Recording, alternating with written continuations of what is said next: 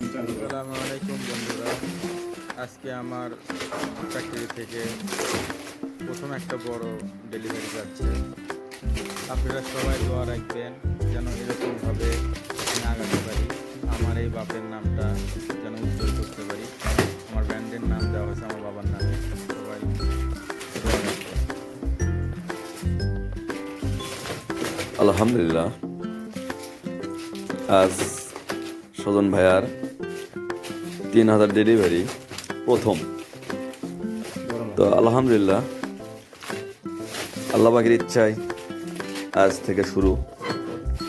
আপনারা সবাই দোয়া করবেন বন্ধু যেন এভাবে প্রতিনিয়ত ভালোভাবে ডেলিভারি দিতে পারে এবং ব্যবসা উন্নত করতে পারে।